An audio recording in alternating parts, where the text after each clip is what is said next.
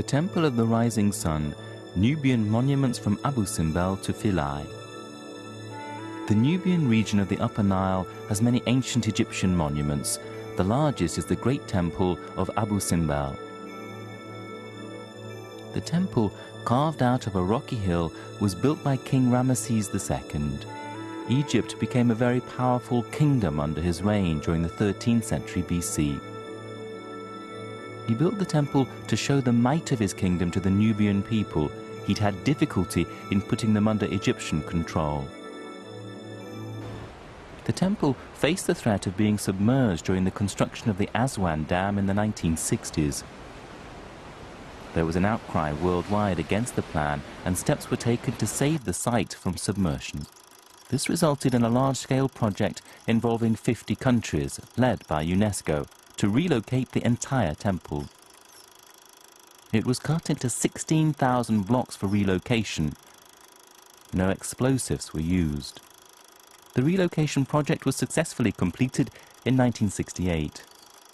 Its success led to the eventual adoption of the World Heritage Convention 4 years later. Even though the temple was moved, its direction and position in relation to the sun was maintained.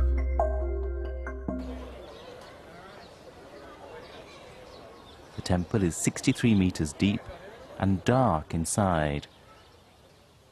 There are statues of ancient Egyptian gods along with the statue of Ramesses II in the innermost part of the temple. The king had deified himself. Another ancient monument which had been submerged under the dam was also saved 4 years after the Abu Simbel relocation. It was a temple of Isis. The temple used to stand on a small island known as the Pearl of the Nile. It was relocated to another similar island. The temple was built during the 4th century BC. Isis was believed to be a goddess of eternal life and resurrection. There is a carving of Isis breastfeeding her child on the wall of the inner temple.